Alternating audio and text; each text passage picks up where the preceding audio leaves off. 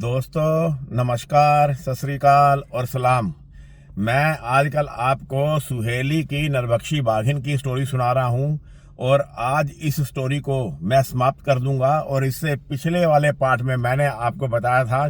कि किस प्रकार वो जो सुहेली की बाघिन नरबख्शी थी वो और उसके दोनों बच्चे, खासकर उसका मेल बच्चा हरिहर प्यारी के ऊपर बैठे हुए राम लखन सिंह जो डायरेक्टर थे दुधवा नेशनल पार्क के, उनके ऊपर हमलावर हो रहा था। और किस प्रकार 22 इंसानों को मार कर खा चुकी वो सुहेली की नरबख्शी बाघिन का वो 23वां शिकार होते बचे थे। और उसके बाद की ये स्टोरी क्या है वो मैं आपको आज सुनाता हूं। और सबसे पहले तो मैं आप सबको बहुत धन्यवाद देना चाहता हूं। आप सबको साधुवाद है कि आप लोग अपना कीमती समय मेरे चैनल को देते हैं, इसके लिए आपको अनेक धन्यवाद हैं। राम लखन सिंह वापस दुधवा रेस्ट हाउस की तरफ जा रहे थे हरिहर प्यारी हथनी के ऊपर बैठ करके। तब वो सोच रहे थे कि अब इस बाघिन को जल्दी से ही ठिकाने लगा दिया जाएगा। और उनको इस बात का कोई डर नहीं था कि उसके बच्चे इस बाघिन के मारे जाने के बाद अनाथ हो जाएंगे। एक उसका मेल बच्चा था, एक फीमेल बच्चा था और वो पर्याप्त बड़े हो चुके थे। करीब उनकी उम्र 22 से लेकर के 24 महीने के आसपास की हो गई थी। ये खुद राम लखन सिंह देख आए थे। और इतने बड़े बच्चे अपने पैरों पर खुद खड़े हो जाते हैं, अपना शिकार करने लायक हो जाते हैं जंगल में, इसलिए उनके अनाथ होने का किसी तरह का कोई डर नहीं था।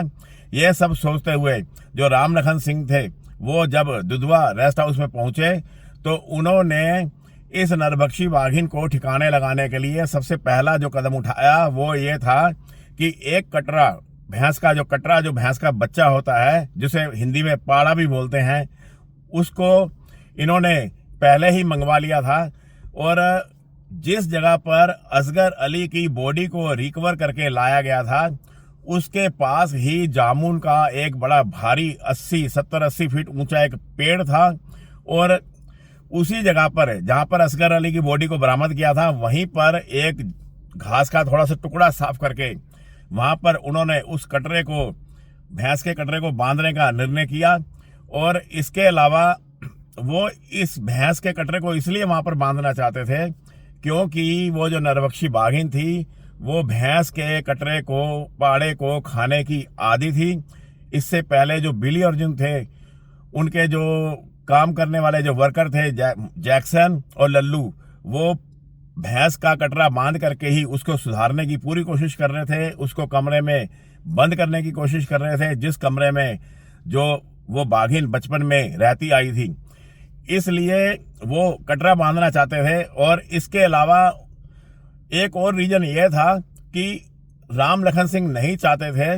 कि जो बिली अर्जुन है वो दोबारा से कटरा बांधे और कटरे के लोब में वो जो बाघिन है वो टाइगर हेवन की दिशा की तरफ जाए। क्योंकि दोनों बॉडी जो हरिहर प्यारी के ऊपर से बैठ करके वो रिकवर करके लाए थे, उसको खाने नहीं दिया था ढंग से उस बाघिन को। एक तो बॉडी असगर अली की थी, आधी खाई बॉडी, वो भी रिकवर करी थी। और गंगा जली की बॉडी को भी ऑलमोस्ट पूरा ही रिकवर करके ले आए थे। और एक प्रकार से वो जो बाघिन थी वो भी भूखी थी और उसके दोनों बच्चे भी भूखे थे। और अगर कटरा बांधा जाता और अगर वो मानव शिकार के चक्कर में दोबारा से रेस्ट हाउस की दिशा की तरफ आते तो कटरे को देख करके वो, चूंकि कटरे को मारने के आदी थे, उसका जरूर शिकार करते। और कटरे बांधने का एक फायदा यह था कि वो बिली अर्जुन के फार्म हाउस की तरफ भी नहीं जाते, टाइगर हेवन की तरफ भी नहीं आ जाते। और अगर वो बाघिन अपने बच्चों के साथ उधर चली आती तो उसके बाद उसको दोबारा से गन्ने के खेतों में ढूंढ कर मारना बहुत मुश्किल काम था। इसलिए शाम के 4 बजे ही उन्होंने दुधवा रेस्ट हाउस के 2-3 कर्मचारियों को भेजा और भेज करके हरिहर प्यारी हथनी के ऊपर बैठ करके लल्लन बख्श महावत गए और साथ में बलदेव सिंह रेंजर थे वो गए। और कटरे को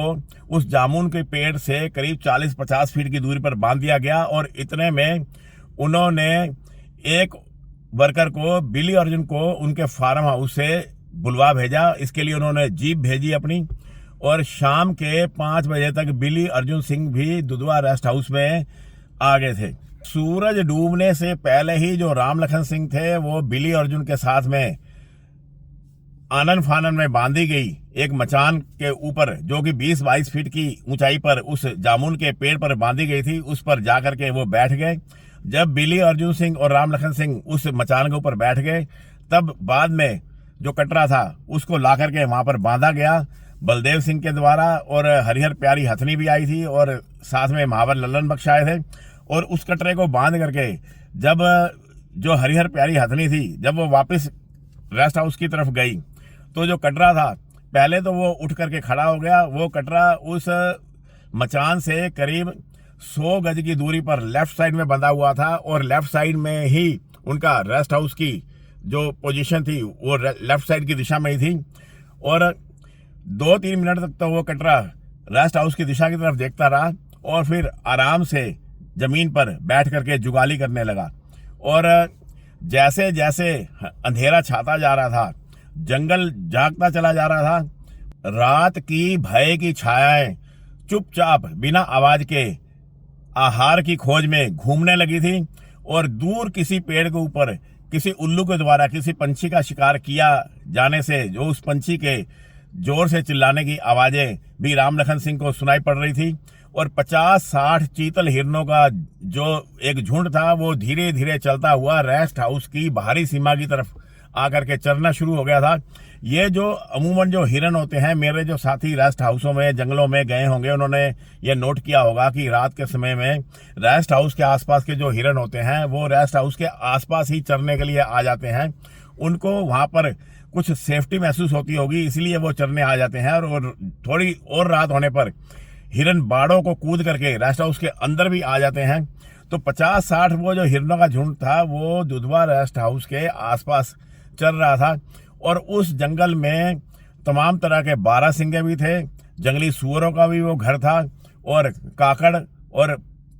इस तरह के और तमाम शाकाहारी जानवर भी उस जंगल में रहते थे। तो बड़े ध्यान से राम लखन सिंह अपने कान से सुन रहे थे, आंखों से उन्हें नहीं दिखाई दे रहा था। वो ये सुनने की कोशिश कर रहे थे कि जंगल के पास उनको कुछ बताने के लिए है या नहीं। रात के 11 बजे एक मेल बारहसिंगा जो फीमेल बारहसिंगा थी उनको बुलाने के लिए आवाजें निकाल रहा था, और राम लखन सिंह उन आवाजों को सुन रहे थे। रात की निर्वता में, शांति में जो बारहसिंगे की जो पुकार होती है अपनी हिरनियों को बुलाने के लिए, वो 2-2, 3-3 किलोमीटर तक चली जाती है। और जिस प्रकार वो बारहसिंगा लगातार हिरनियों को पुकारता चला जा रहा था, उससे तो लगता था कि उस टुकड़े में शेर का कहीं दूर दूर तक, बाघ का कहीं दूर दूर तक नामो निशान नहीं है। नहीं तो बारहसिंगे की इतनी हिम्मत ना होती इस तरह से अपनी हिरनियों को पुकारने के लिए, अगर बाघिन उस जंगल के एरिया में होती। इसके अलावा जो दुधवा के रेस्ट हाउस के कर्मचारी थे वो बहुत डरे हुए थे, इसलिए उन्होंने 3-4 जो अलाव थे, लकड़े जला रखी थी, लकड़ों का ढेर लगा करके उनके अलाव जला रखा था। उससे एक तो रोशनी हो रही थी, दूसरा नवंबर का महीना था, ठंड भी थी, और थोड़ी उससे आग से जो जानवर होते हैं वो भी दूर रहते हैं। और उस ठंड को दूर करने के लिए जो महावर लल्लन बख्श था और 1-2 जो फॉरेस्ट गार्ड थे वो आग भी ताप रहे थे उन अलाव के पास बैठे हुए। वो इसलिए जाग रहे थे क्योंकि अगर राम लखन सिंह को जरूरत महसूस होती तो उनको इशारा देकर के उनको बुलाना था, ताकि वो हरिहर प्यारी हथनी को ला करके उनको मचान के ऊपर से उतार करके ले जाते। और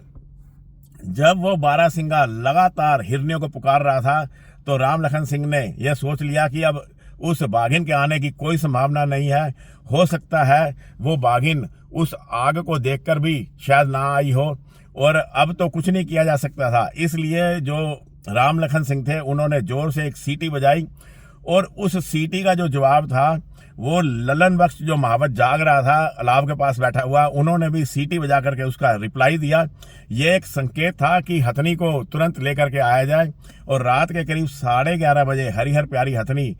मचान पर गई और राम लखन सिंह को और जो उनके साथ में बिली अर्जुन सिंह बैठे हुए थे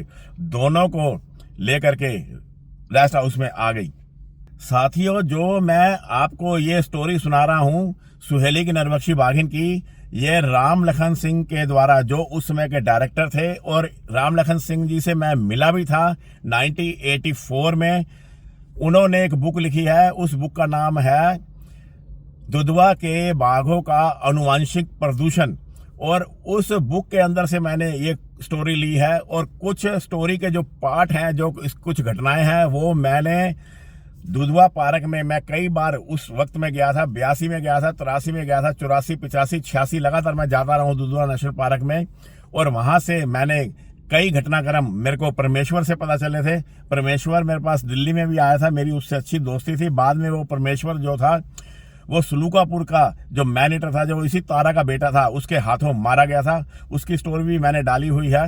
अगले दिन सुबह यानी कि 10 नवंबर सन 1980 को वो जो कटरा बंधा हुआ वहीं पे छोड़ आए थे जामुन के पेड़ के पास में, वो उनको जीवित मिला। और उसको खोल करके वो दुधवा रेस्ट हाउस के अंदर ले आए, उसको खुला छोड़ दिया उसके प्रांगण में चरने के लिए। भैंस के कटरे को उस मानव भक्षी बाघिन के अड्डे पर अब बांधने का निर्णय लिया गया। और दोपहर 2 बजे दुधवा रेस्ट हाउस से 2 किलोमीटर दूर, जहां पर वो जो बाघिन अपने 2 बच्चों के साथ में हरिहर प्यारी हथनी के ऊपर हमलावर हो रही थी, उस जगह पर ही उस कटरे को बांधने का निर्णय लिया गया। वो जो बाघिन थी अपने 2 बच्चों के साथ में, उस दिशा की तरफ ही वो छोड़ करके आए थे, और वो कहीं आसपास अभी भी उस जंगल में ही थी। वहां कटरे को बांधना एक जोखिम का काम था, लेकिन हरिहर प्यारी और चंपाकली और फूलकली, इन 3 हथनियों के पहरे में ये जो काम था ये कुशल कर लिया गया। जैसे ही तीनों हथनियां वापस लौटी, कटरा उस भीषण जंगल में जोरों से पुकारने लगा। यह तो उस शेरनी को दावत पर बुलाने का खुला निमंत्रण था। उस बाघिन को बेफिक्र होकर के उस कटरे की दावत उड़ाने का उसे पूरा अवसर दिया गया था। कटरा बांधने के बाद में किसी भी पर्सन को उस जंगल के टुकड़े में जाने के लिए मना कर दिया गया, ताकि वो बाघिन डिस्टर्ब ना हो और वो बेफिक्र होकर के उस कटरे को मार करके उसकी दावत उड़ा सके, और बाद में उस कटरे के निशानों का पीछा करके उस बाघिन को खोजा जाए और उसको ठिकाने लगाया जाए। ऐसी योजना राम लखन सिंह ने बनाई थी। और इस योजना को कार्य रूप देने के लिए वहां पर कटरे को दिन में करीब 11 बजे जाकर के बंधवा दिया गया। इस बार जो राम लखन सिंह थे, उनकी यह चाल कामयाब रही कटरे को बांधने की। उस जगह पर जहां पर कि वो तीनों बाघ हरिहर प्यारी हथनी के ऊपर हमलावर हो रहे थे, और जब किसी को वहां पर जाने नहीं दिया, तो उस बाघिन को वहां पर किसी तरह का कोई खतरा महसूस नहीं हुआ। और रात में उस बाघिन के द्वारा उस कटरे को मार लिया गया। और इस प्रकार अगले दिन सुबह जब जो राम लखन सिंह थे, यानी 11 नवंबर सन 1980 को, जब उस दिशा की तरफ वो हरिहर प्यारी हथनी के ऊपर बैठ करके गए, तो उन्होंने देखा कि कटरा वहां पर नहीं था, और जिस पेड़ के साथ में उस कटरे को बांधा गया था उसकी रस्सी टूटी हुई थी, और बड़े ध्यान से देखने पर एक ड्रैगन का निशान बना हुआ था। कटरे को वो जो बाघिन थी वो मार करके वो खींच करके ले गई थी, और उस निशान के पीछे पीछे जो हरिहर प्यारी थी, वो कभी सूंड से उस निशान को टच करती थी, कभी हवा में सूंड को चारों तरफ लहराती थी, और इस प्रकार वो उस घिसटन के निशान का लगातार पीछा करती जा रही थी। उस बाघिन के द्वारा देर रात उस कटरे को मार दिया गया था, और मार करके वो बाघिन उसको खींच करके ले गई थी, और एक घनी झाड़ी में ले जा करके उस कटरे की आधी खाई हुई बॉडी को उसने छिपा दिया था। जंगल के सभी बाघ बचे हुए अपने शिकार को कौओं से, गिद्धों से, चीलों आदि पंछियों से बचाने के लिए प्राय ऐसा ही करते हैं। इन बाघों के पास कोई फ्रिज या कोई फ्रीजर आदि तो होता नहीं, जहां वे शिकार को अगले दिन खाने के लिए रख दें। इसके अलावा बाघों की एक मजबूरी यह भी होती है कि जो बाघ होते हैं वो 10 में से केवल 1 या 2 मामलों में ही शिकार में कामयाब होते हैं। वे सदा कामयाब नहीं होते, और इस प्रकार वो भोजन जो होता है, जो बचा हुआ जो बॉडी होती है जानवर की, जिसका वो बाघ शिकार करते हैं, उसको वो छिपा करके किसी झाड़ी के नीचे रख देते हैं, और उसके आसपास 40-50 फीट के दायरे में वो पड़े रहते हैं, ताकि कोई दूसरा कोई जानवर जैसे गीदड़ है या लकड़बग्गा है, वो आकर के उस शिकार को ना खाएं, और अगर दिन का समय हो तो चील, कौओं और गिद्धों से उन शिकार को खतरा रहता है। और ऐसी अवस्था में अगर उस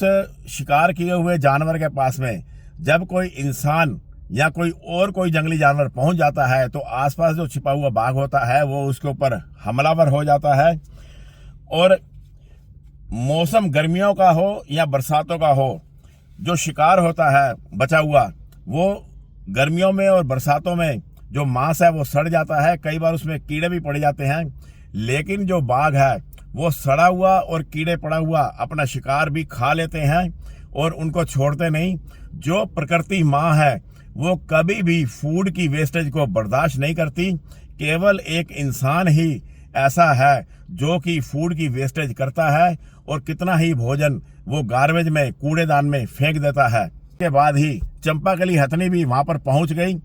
क्योंकि चंपाकली हथनी पर जो बलदेव थे रेंजर, वो और एक फॉरेस्ट गार्ड, वो दोनों वहां पर आए थे। उनको राम लखन ने बोल दिया था कि वो उस दिशा की तरफ जा रहे हैं और वो भी पीछे पीछे चंपाकली हथनी को लेकर के आ जावें। और जब दोनों हथनियां वहां पर इकट्ठी हो गई तो वो जो घिसटन का निशान था, वहां से करीब 50 गज की दूरी पर एक झाड़ी के नीचे जो बॉडी थी वो छिपाई हुई मिल गई, और उस बॉडी को उठा करके खुली जगह पर ला करके रख दिया गया। उसी खुली जगह पर जहां पर कि उस कटरे को पहले बांधा गया था, वहीं पर उस कटरे को खींच करके ले आया गया और वहां पर उसी पेड़ के साथ में उसकी बॉडी को दोबारा से बांध दिया। ऐसा इसलिए किया क्योंकि जब बाघिन दोबारा शाम को बचे हुए भोजन को खाने के लिए आएगी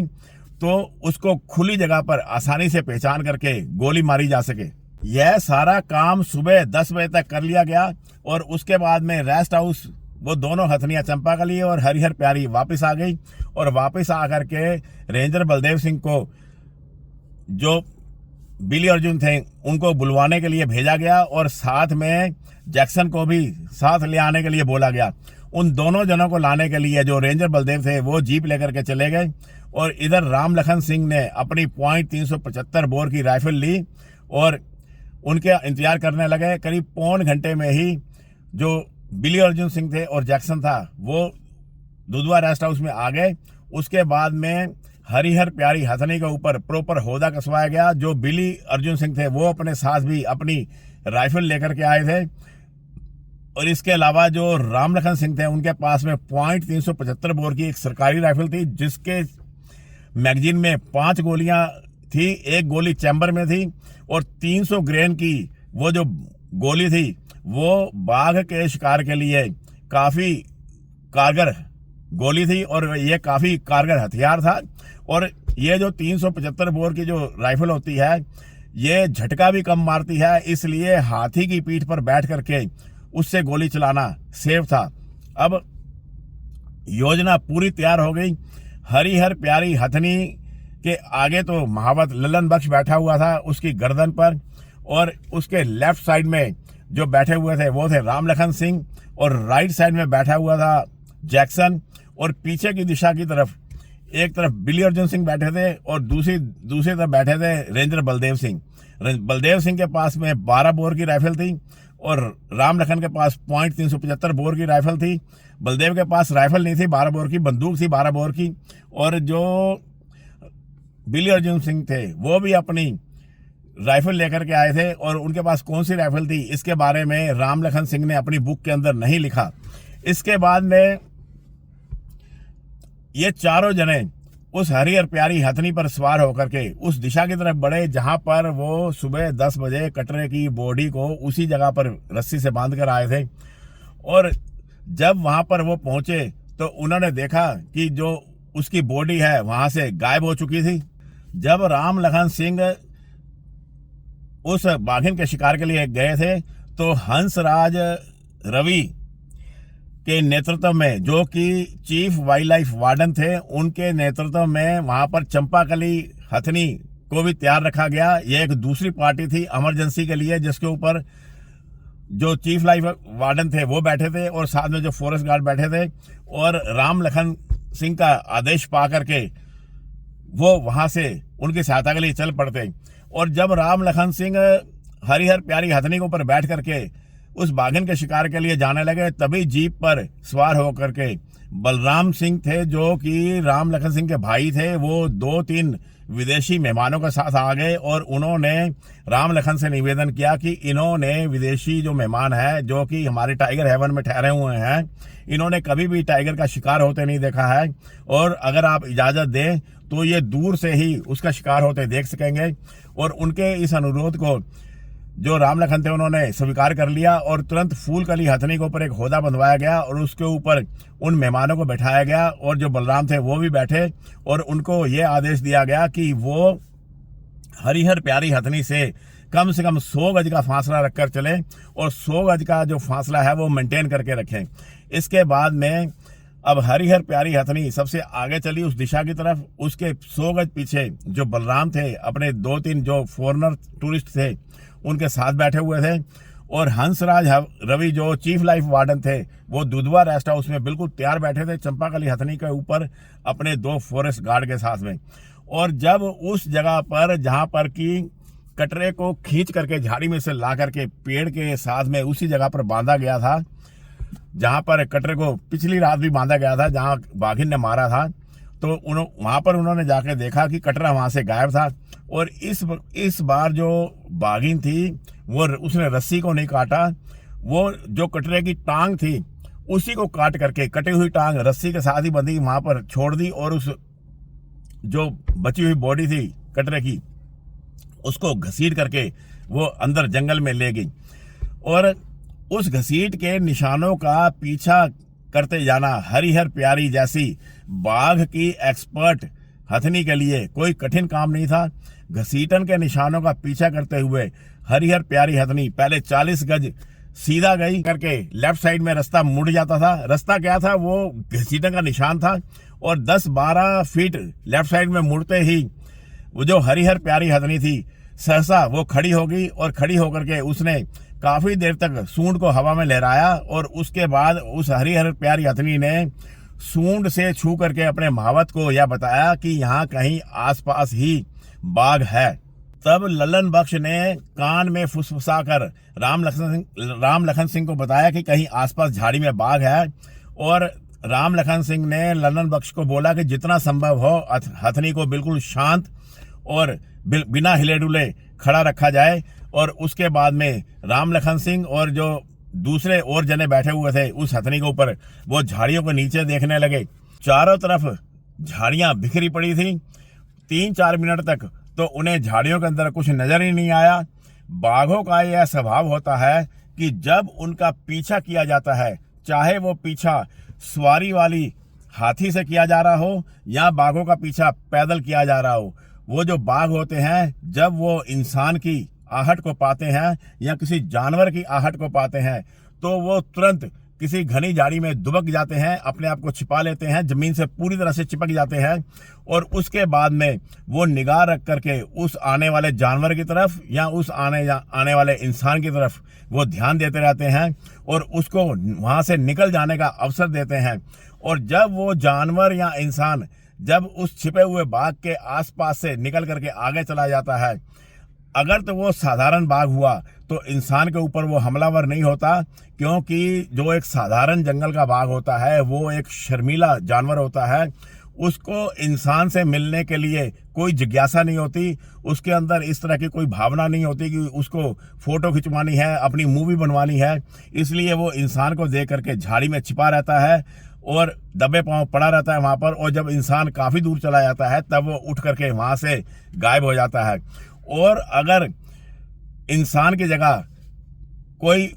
जंगल का जानवर हो तो जो बाघ होता है उसको भी आगे निकल जाने देता है, और जैसे ही वो जानवर आगे जाता है तब बाघ पीछे से उसके ऊपर हमलावर हो जाता है और उसको शिकार को पकड़ करके मार डालता है। यह तो बाघ का शिकार करने का एक तरीका है। लेकिन अगर साधारण बाघ की जगह कोई मैन ईटर टाइगर हो तो वो भी ऐसे ही आहट को पा करके वहीं छिप जाता है। और जब इंसान आगे जाता है तो वो पीछे से आकर के इंसान को पकड़ लेता है गर्दन से, और तब इंसान को पता भी नहीं चलता कि उसको आने वाली जो मौत है वो किस रूप में और कहाँ से आई है। लेकिन जब कोई बाघ लगातार मैनीटर बना रहता है तब वो ऐसा नहीं करता, तब वो इंसान को सामने से भी पकड़ लेता है। और यहाँ पर जो बाघ था, जब उसने उस हथनी हरिहर प्यारी का आहट को सुना होगा तो वो झाड़ी में वहीं दुबक गया, और काफी देर तक उसको खोजते रहने के बाद भी वो बाघ इन शिकारी दल को नजर नहीं आ रहा था।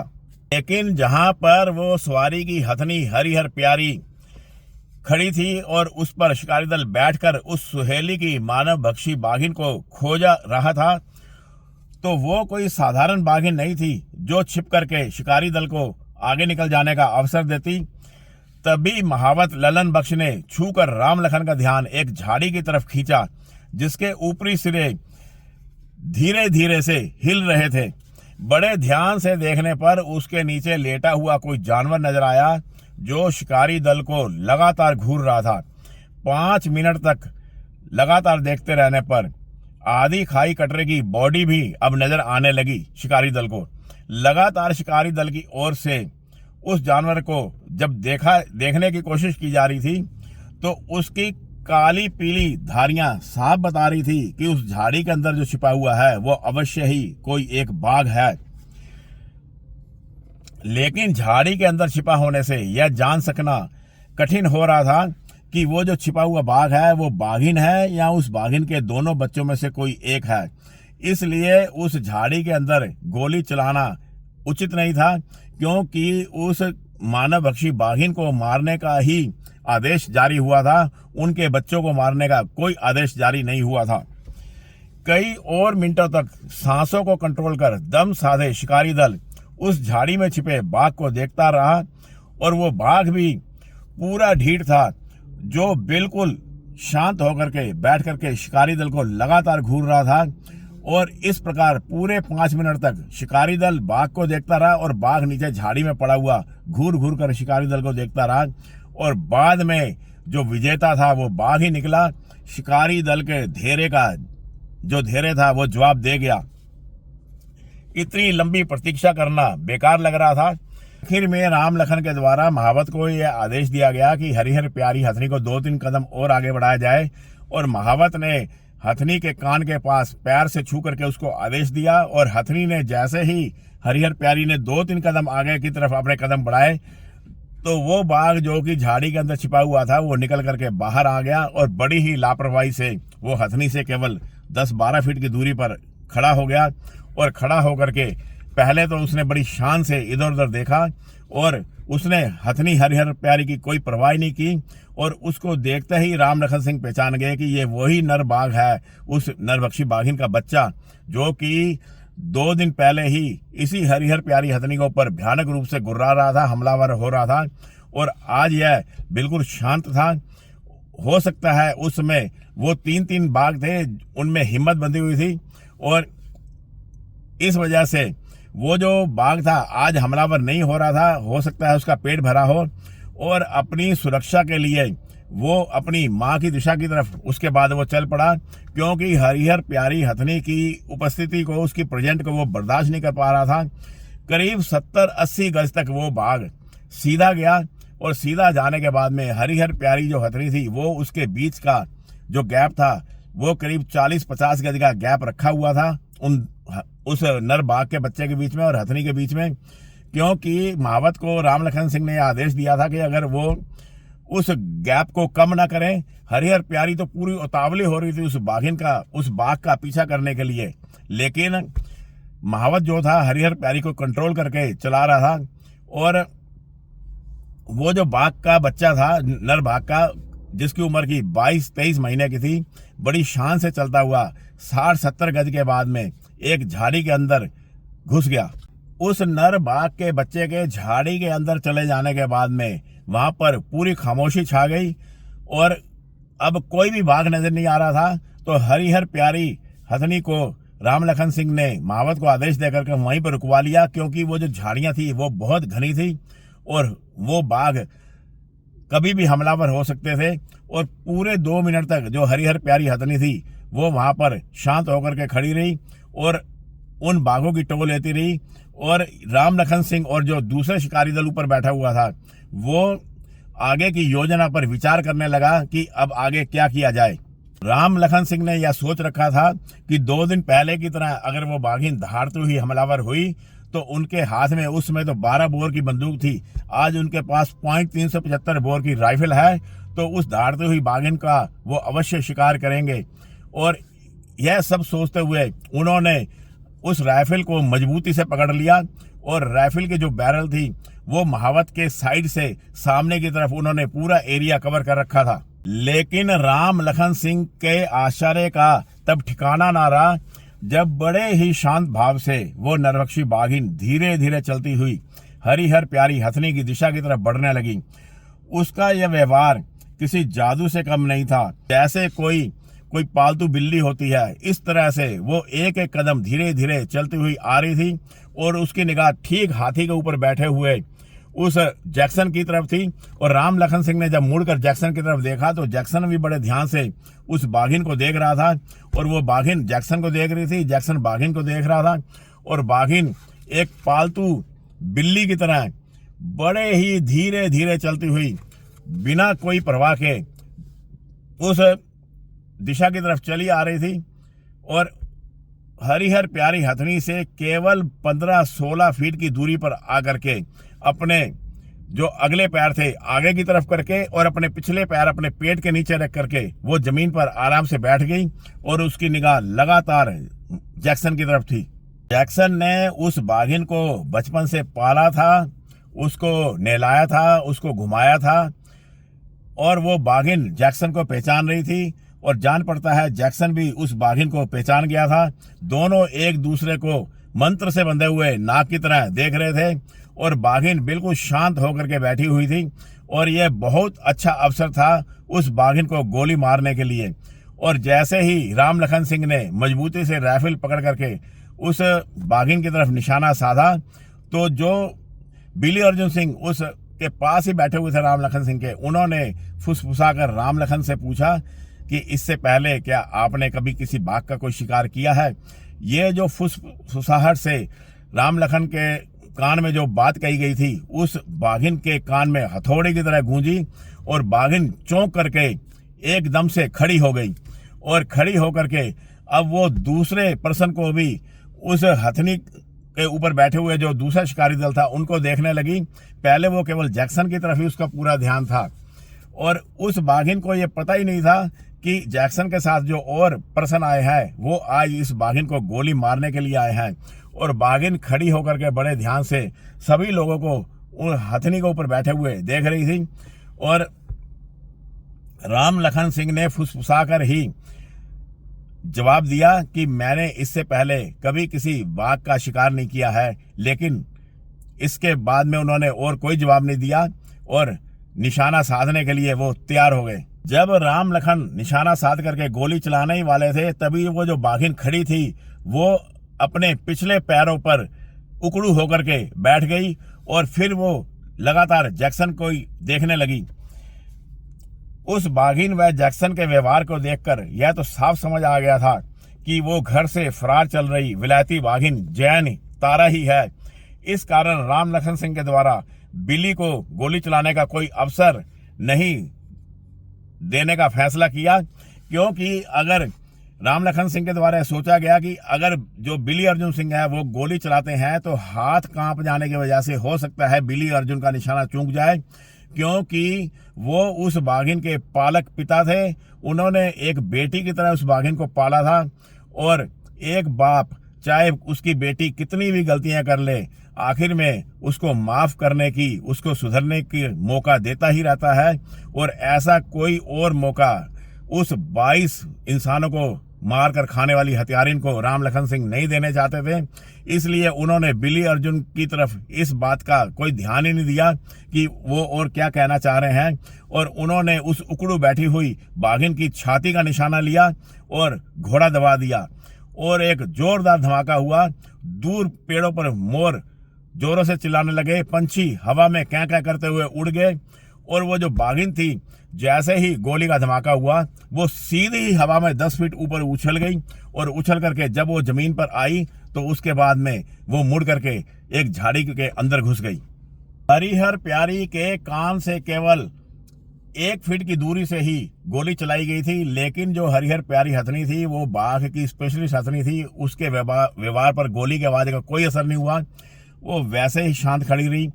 पूरे 10 मिनट तक जो राम लखन थे वो उस बाघिन के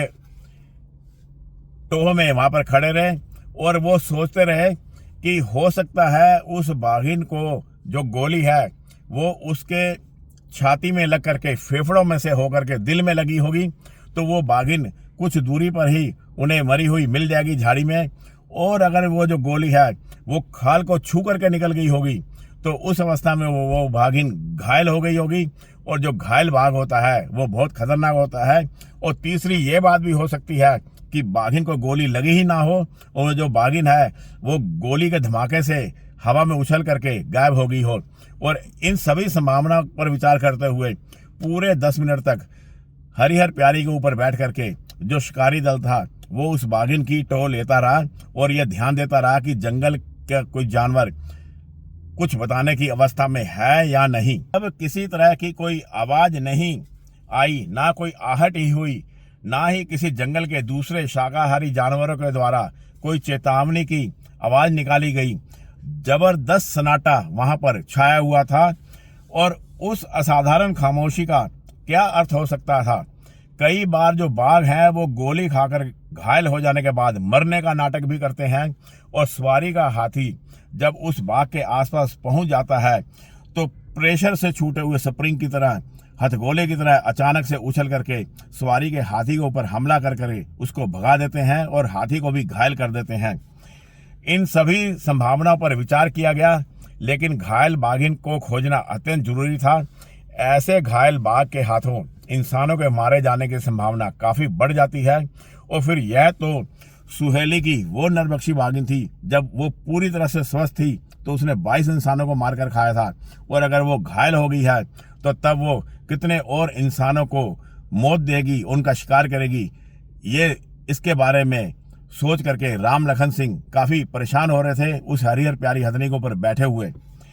10-12 मिनट बाद महावर ललन बख्श को राम लखन के द्वारा हथनी हरिहर प्यारी को आगे बढ़ाने के लिए कहा गया। धीरे धीरे हरिहर प्यारी जब उस जगह पहुंची जहां वो बाघिन उकड़ू बैठी हुई थी, जहां पर गोली चलाई गई थी उसके ऊपर, शिकारी दल ने नीचे झांक कर देखा तो 11 फीट की ऊंचाई से उन्हें किसी भी प्रकार का कोई सुराग नजर नहीं आया। जब 11 फीट की ऊंचाई से नीचे किसी तरह का कोई सुराग नजर नहीं आ रहा था, तो अब जो हरिहर प्यारी हथनी थी उसको घुटनों को मोड़ करके बैठाया गया, और तब हरिहर प्यारी की जो पीठ थी वो जमीन से 6 फीट की ऊंचाई पर आ गई। अब 6 फीट की ऊंचाई से जो शिकारी दल ऊपर बैठा हुआ था वो नीचे खून के छींटे देखने की कोशिश कर रहा था, कोई सुराग ढूंढने की कोशिश कर रहा था कि उस बाघिन को गोली लगी है या नहीं लगी है, लेकिन 6 फीट की ऊंचाई से भी उन्हें कुछ नजर नहीं आया। अब एक जोखिम का काम करना जरूरी था, किसी एक इंसान को नीचे उतर करके उस सबूतों को ढूंढना था जहां पर उस बाघिन को गोली मारी गई थी। और जो जैक्सन था उसने खुद अपने आप को प्रस्तुत कर दिया, और उसने फुसफुसाकर राम लखन सिंह को बोला कि वो नीचे उतरेगा और नीचे उतर करके वो सुराग ढूंढने की कोशिश करेगा। यह बहुत ही जोखिम का काम था, लेकिन जैक्सन हथनी की पीठ से फिसल करके नीचे उतर गया, और नीचे उतर करके घूम करके निगाह नीचे रख करके जब वो उस बाघिन के सुरागों को तलाश रहा था, उसको गोली लगी है या नहीं लगी है। और उस वक्त में तीनों जने, जो बलदेव थे 12 बोर की राइफल के साथ में, जो राम लखन सिंह थे .375 बोर की बंदूक राइफल के साथ में, और जो बिली अर्जुन थे वो अपनी राइफल के साथ में पूरी मजबूती से उसके तीनों तरफ एक तरह से निशाना साधे बैठे थे कि अगर अचानक से बाघिन ने हमला कर दिया तो उसके ऊपर गोली चलाई जा सके। और उसके बाद में जो जैक्सन था वो झुक करके कुछ उठाने लगा, और जब जैक्सन झुका हुआ था वो पल सबसे खतरनाक पल था, क्योंकि जंगल के अंदर इंसानों के ऊपर अक्सर तभी हमला होता है बाघों के द्वारा जब वो झुके हुए होते हैं या किसी चीज को उठा रहे होते हैं, और उस अवस्था में जो इंसान होता है वो बिल्कुल असुरक्षित होता है। और वो जो कुछ पल थे वो भी निकल गए और हर पल ऐसा लग रहा था कि वो हथनी के ऊपर वो बाघिन अभी आई, उस जैक्सन को मारने के लिए वो बाघिन अभी आई, लेकिन किसी तरह की कोई घटना नहीं हुई। और पूरा 1 मिनट लगा उस जैक्सन को नीचे से सुराग को इकट्ठा करने में, और मुट्ठी में भर करके मिट्टी को, और साथ में वो कुछ सुराग था जो लेकर के आया था, वो जल्दी से उस हथनी के पास आया और बलदेव सिंह थे, उन्होंने अपना हाथ बढ़ा करके उसको ऊपर खींच लिया और कुछ ही सेकंड में वो हथनी दोबारा से खड़ी हो गई और पूरा शिकारी दल अब 11 फीट की ऊंचाई पर सेफ हो गया था। और उस मुट्ठी को खोल करके जब जैक्सन ने राम लखन सिंह को दिखाया तो उसमें एक गोश्त का टुकड़ा था, मीट का टुकड़ा था, खून से सना हुआ, और साथ में मिट्टी भी खून से सनी हुई थी, जो इस बात का सबूत था कि उस बाघिन को गोली तो अवश्य लगी है, लेकिन उस गोली से वो बाघिन मारी गई है या घायल हुई है इसका अभी कोई पता नहीं था। अब उसके बाद उस घायल बाघिन को या मर चुकी बाघिन को ढूंढना बहुत जरूरी था। तो वो जो हरिहर प्यारी हथनी थी उसको एक सर्कल में घुमाया गया, पहले 10-12 फीट का एक सर्कल लिया, बाद में उस सर्कल को और बढ़ाया गया, फिर 20 फीट का एक सर्कल लिया और ऐसे सर्कल को बढ़ाते गए। और चौथे सर्कल में एक झाड़ी के नीचे वो जो बाघिन थी वो पड़ी हुई मिल गई और उसका संकेत भी हरिहर प्यारी हथनी के द्वारा ही अपने महावत को सूंड से उठा करके हवा में स्मेल लेकर के दिया गया। और तब जब बड़े ध्यान से देखा गया तो वो जो बाघिन थी वो एक झाड़ी के अंदर लेटी पड़ी थी और उस बाघिन की दिशा की तरफ हरिहर प्यारी को बढ़ाया गया। धीरे धीरे हरिहर प्यारी हथनी बढ़ती बढ़ती उस बाघिन के 9-10 फीट के जब पास तक पहुंच गई, तब भी उस बाघिन में किसी तरह की कोई हरकत नहीं थी। अपने सिर पर खड़ी होकर के वो जो हरिहर प्यारी हथनी थी, वो बाघिन अगर जीवित अवस्था में होती तो बर्दाश्त नहीं करती अपने सिर पर खड़ी उस हथनी को देख करके, लेकिन वो बाघिन मर चुकी थी। और उस बाघिन को चेक करने के लिए नीचे उतरना जरूरी था, लेकिन जो बिली अर्जुन थे उन्होंने राम लखन सिंह को यह बताया कि उनको समझाया कि नीचे उतरने से पहले एक सेफ्टी के लिए और गोली मारनी जरूरी है। तो राम लखन ने उनके इस सलाह को माना और एक और गोली जब उस बाघिन को मारी गई तो उसमें कोई हरकत नहीं हुई। तब वो पूरा शिकारी दल नीचे उतर आया, क्योंकि हथनी घुटनों के बल नीचे बैठी और शिकारी दल था वो सरक करके नीचे उतर आया। और उसके बाद में पत्थर मार मार के उस बाघिन के पास में जब वो गया तो देखा तो बाघिन मरी हुई थी। उसकी छाती में जो गोली लगी थी उसने उसके फेफड़ों को नष्ट कर डाला था और उसके जो हार्ट था उसके अंदर जा करके उस गोली ने उसके हार्ट को भी नष्ट कर दिया था। और उससे जो बाघिन थी वो केवल 1-1.5-2 मिनट ही जीवित रह सकी और वहां से करीब 40-50 गज दूर जाकर के इस एक झाड़ी में जाकर के उसने अपने प्राण त्याग दिए। और इस प्रकार 22 इंसानों को मारकर खाने वाली उस सुहेली की नरभक्षी बाघिन तारा का अंत हो गया। मरी हुई बाघिन की पूंछ उठा करके बिली अर्जुन सिंह ने उस बाघिन के फीमेल होने की पुष्टि की और इसके बाद में उन्होंने मुंह खोल करके उसके दांतों को देखा और बाद में वहां पर साल का एक पेड़ था 5-6 फीट की दूरी पर, वहां जा करके उन्होंने अपनी बाहों का सहारा लेकर के बड़ी देर तक वो आंखें बंद करके वहां पर खड़े रहे और जान पड़ता है वो उस बाघिन के बचपन से लेकर के अंत होने तक के समय को याद करते रहे थे। तभी दुधवा रेस्ट हाउस की कॉलोनी का स्टाफ ट्रैक्टरों पर सवार होकर के गोलियों की आवाज सुनकर के घटनास्थल तक आ पहुंचा। मौके पर 20-25 आदमियों की भीड़ वहां पर पहुंच गई थी और इतनी भीड़ को देख करके राम लखन सिंह ने उनको बोला कि